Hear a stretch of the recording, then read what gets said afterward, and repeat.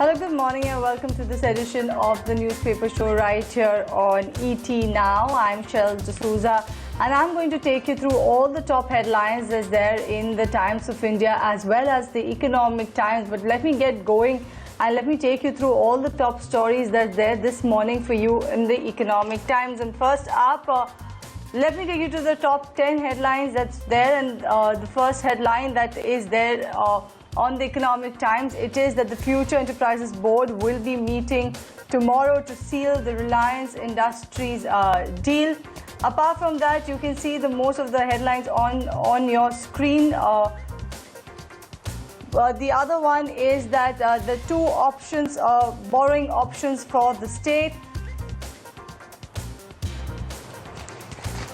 You also have SBI to meet RBI brass on dismissal of UVARCL bid.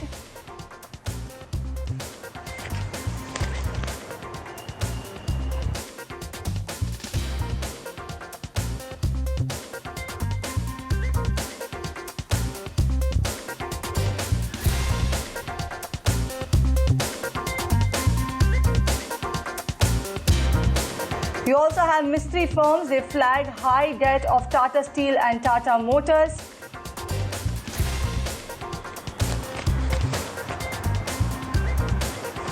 IBC proceedings against Anil Ambani stayed. GMR Infra to spin off energy transport units from airport business. Also, torrential rain may affect crop output this year.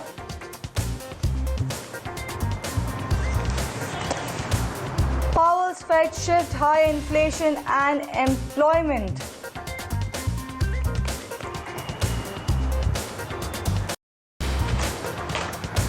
Walmart teams up with Microsoft in bid to buy TikTok.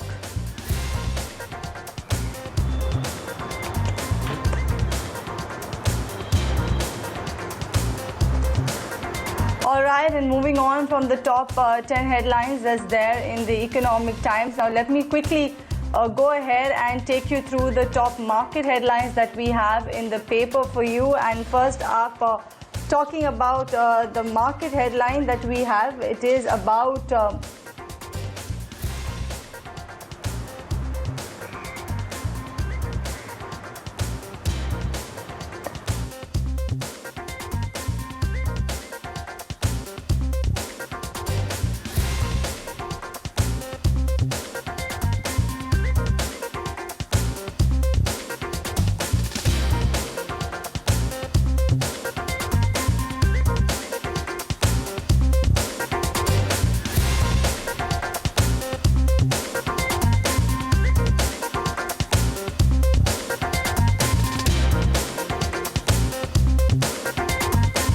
to the corporate headlines. And the corporate headlines, group companies cross holdings in Tata Sons in focus. Moving on to PAG Edelweiss Inc. 2,244 crore rupees deal.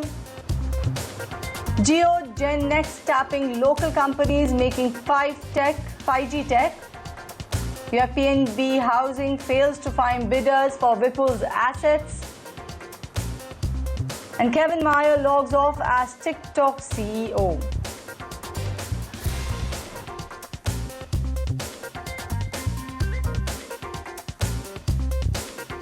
All right, and those are the top headlines that's there in the Economic Times for you. But let me get going with the top story that's there in the ET front page. And this is about Future Enterprises. The board will be meeting tomorrow to seal the Reliance Industries deal. Big move coming in on that particular front. To take us through more details, what should we expect in the board meet? My colleague Vinny is here with all the details. Vinny, looks like it that Future Enterprises is all set to take a call on the Reliance deals once and for all tomorrow. Absolutely, Cheryl. Finally, we are seeing a deal coming through and, we'll surely keep an eye out for the board meeting.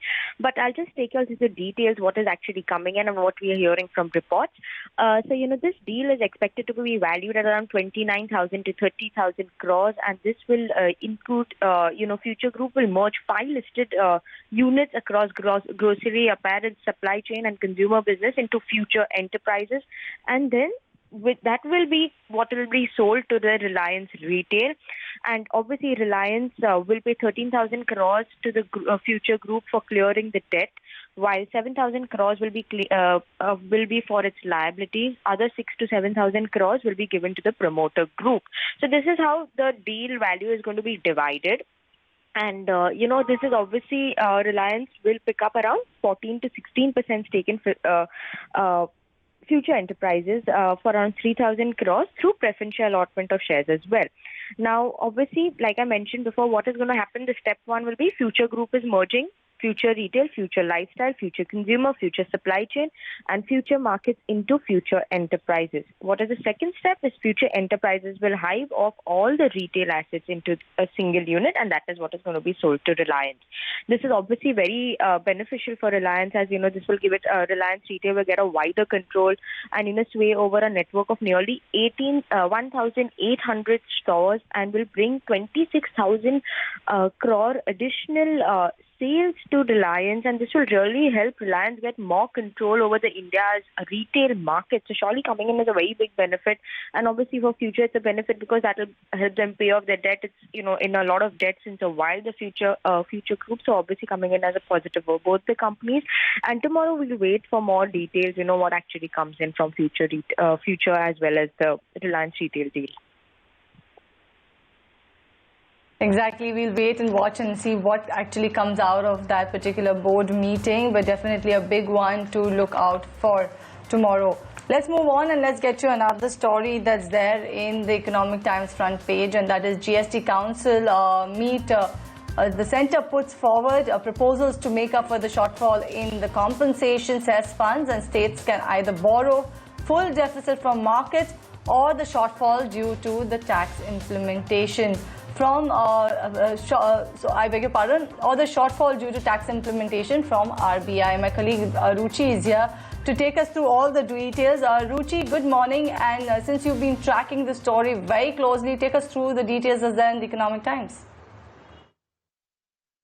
The battle lines were drawn 24 hours ahead of the GST Council meeting, and as expected, you had the centre on one side and states on the other side calling out the centre for the non-payment of GST dues and saying that it is a betrayal of their trust and there is trust deficit in the GST Council. So much so that the centre listed out the options, calling the shortfall of GST revenues as an act of God. In fact, also giving out two options to states and giving them 1 week time to think over things. Option 1 is a special borrowing window that will be made available to states so that they can borrow 97,000 crore rupees, which is the calculation that the centre has made in terms of the shortfall on account of implementation of GST, and this money can be borrowed from the RBI. The second option that's made available is that the entire GST compensation shortfall, that is about 2.35 lakh crore rupees,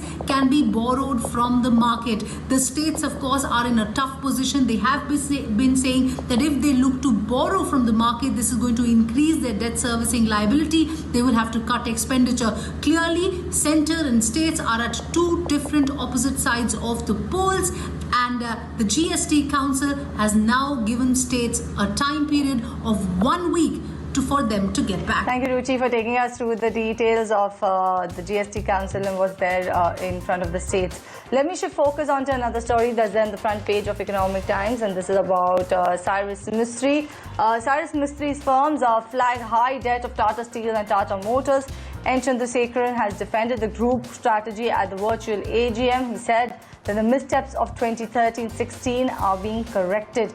So Cyrus Investments and Sterling Investments Corporation, that's the Mistry's family firms that hold an 18% stake in Tata Sons, raised the issue of high debt levels at Tata Steel and Tata Motors and criticized the capital allocation strategy of the holding company at its virtual AGM on Thursday. The two firms also went on to criticize the role of the independent directors on the board of Tata Sons in the capital allocation plan. This is as per sources who come out and told this to Economic Times. They're also saying that Tata Sons FY20 revenue rose by 23% to 24,896 crore rupees, while the consolidated PAT shrank to 10,916 crore rupees versus 28,463 crore rupees due to an increase in the exceptional items. Tata Sons chairman N. Chandrasekaran defended the group's strategy, saying that it was actually taking corrective measures against the missteps between 2013 and 2016 when Cyrus Mistry was the chairman of the group. This is what the sources have told Economic Times. Remember, the Mistry was ousted as Tata Sons chairman in 2016. So there you go. At the AGM, you have Mistry firms alleging they flagged off rather high debt of Tata Steel, Tata Motors, but N. Chandrasekaran, who's the Tata Sons chairman, defended the group strategy at the virtual AGM. He said that the missteps of 2013-16 were being corrected. Let's shift focus now. And yesterday you had Fed Chairman Jerome Powell address at the Jackson Hole Symposium. And what were the key takeaways from that particular speech and the address? My colleague Varun is here to take us through all the details. Varun, good morning. Looks like it's Powell's Fed shift, high inflation and employment. Right, Cheryl. So, just to put things in context for you, what usually happens is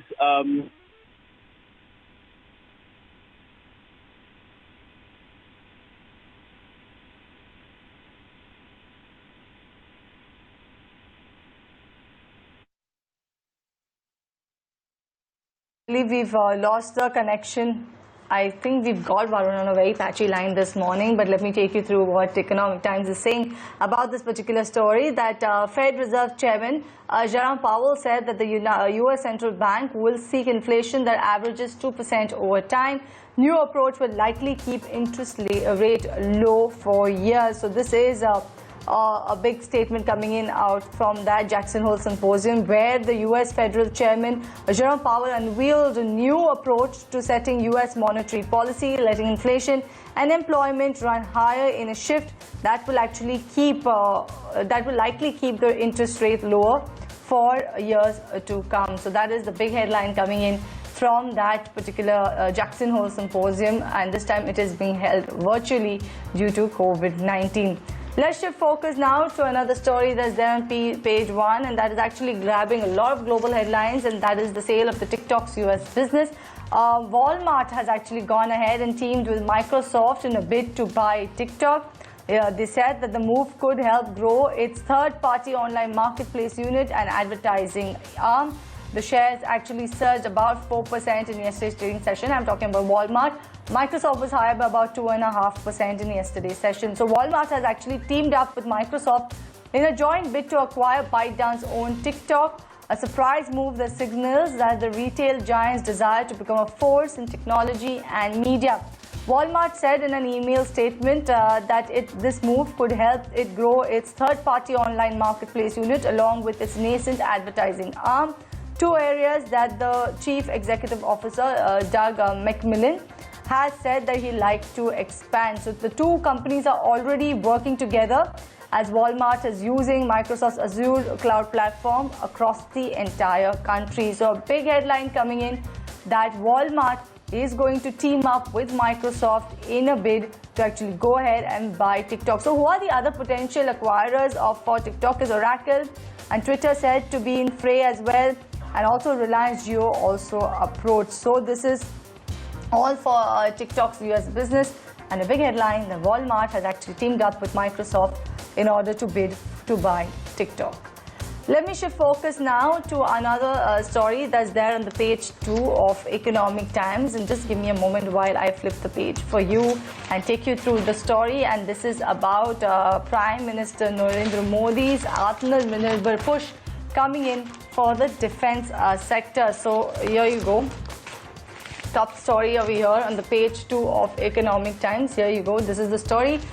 PM Modi saying that reliable weapon supply to shape our position as IOR net security provider.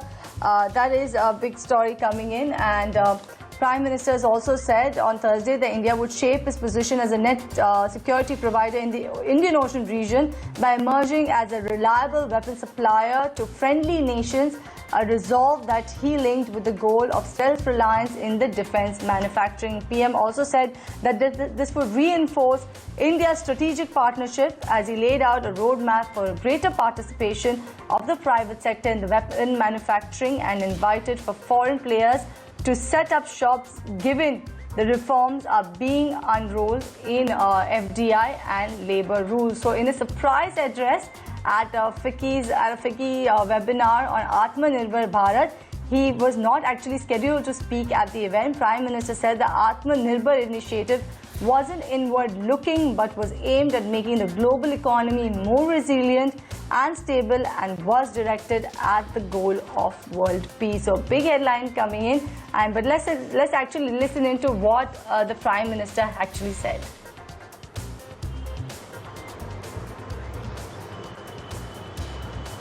बहुत लंबे समय से देश में chief of defence staff की नियुक्ति पर विचार किया जा रहा था, लेकिन निर्णय नहीं हो पा रहा था।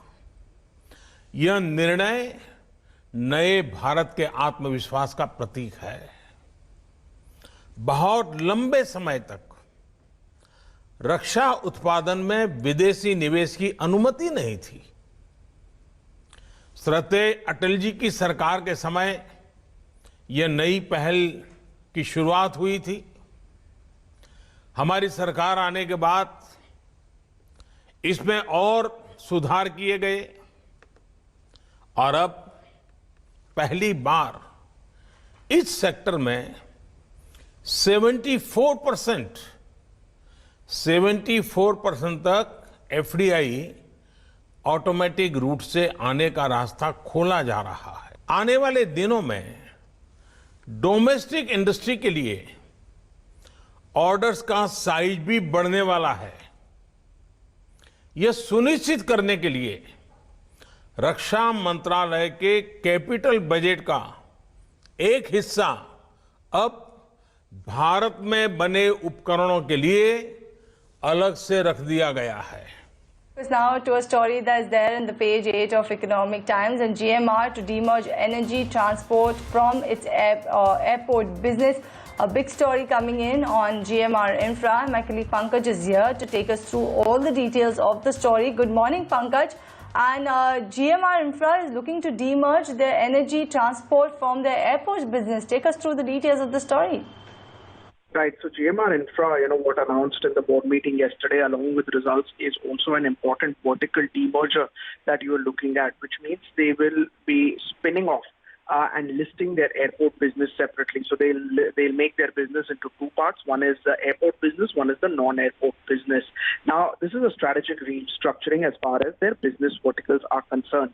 The company is the operator of Delhi as well as Hyderabad airports, and they will be making a pure play airport company and another company which will have the non-airport business, which will include the EPC services, urban infrastructure, in terms of the small power business that they have. And this is a restructuring that they are doing. Now, it's very early stage to say why this restructuring is being done, but maybe, airport business, something where they want to unlock value for shareholders. That's what they are looking at. It also gives way for focused growth and sustained value creation in different businesses that one is looking at. One interesting thing also is that a lot of news flow around the airport stake sale has been coming in. So maybe a pure play airport company is something which attracts global and local investors, and this will unlock shareholder value. Their airport business is great. They have gone ahead and demerged that now. Let's wait and watch for the other businesses, and meanwhile, also look at their energy business, which has a portfolio of around 5,000 megawatts, of which about 3,000 would be about coal and gas, renewable power, and around 2,000 remaining is at various stage of construction. So let's wait and watch what happens. But it's an interesting development. We probably will now have a pure play airport company.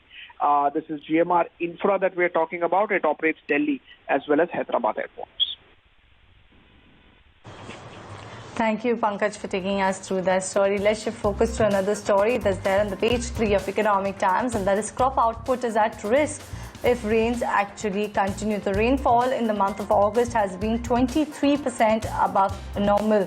So persistent burst of torrential rains, particularly in central and western India, is threatening the crop output that was so far expected to rise to a new record and make agriculture the best performer in the COVID-hit economy. The southwest monsoon has turned vigorous in August after deficient rainfall in the month of July, raising fears of floods and triggering pest attacks on the crops. The rainfall this month, that is in the month of August, has been 23% above normal, with many parts like central and western India, including Gujarat, Maharashtra and Madhya Pradesh, receiving much more than the average rainfall. So they are saying that the current spell of the heavy rains has damaged the urad and the soya bean in the central and the western India. So a big kind of an alarming signs coming out that the crop output is actually at the risk if the rains continue. Remember, we've seen persistent bursts of torrential rains, we've seen floods across various states in India. So there you go. Crop output could be at risk due to that. Let's shift focus now to another story that's there on the page 6 of Economic Times, and this is Jio, Gen and Next. It's pinging the local companies with 5G tech, offers buyout and funding. So it's on the lookout. Reliance Industries Startup Accelerator is looking at Indian firms in its final stage of developing 5G components to speed up the launch of its service. So Reliance Jio GenX is actually a startup accelerator of Reliance Jio Infocomm. Parent Reliance Industries has made buyout and investment proposals for a few domestic companies developing fifth generation solutions as part of its attempt to launch a locally built next generation network. This is as per sources that have told Economic Times. Some of the domestic companies have recently received business proposals from Reliance Jio GenX, which wants to acquire local firms developing 5G technology-based solutions. This is just ahead. Remember that Reliance is looking to make 5G technology directly made in India. So this is based on that. Jio Gen Next is pinging local companies with 5G tech. They're offering buyout and also offering funding. So this is another story that's there in the Economic Times. But let me move on from Economic Times now directly to the top headlines that's there in the Times of India for you this morning. And first up, let me talk about GST. GST says to continue beyond June 2020. The next story that's there in the Times of India, that is over 1,000 virus deaths for a second straight day. You also have a proposal to actually subsidize. You have proposal to subsidize power bills rejected. Airlines can now serve hot meals on flights. And mobile data speeds back at pre-lockdown level.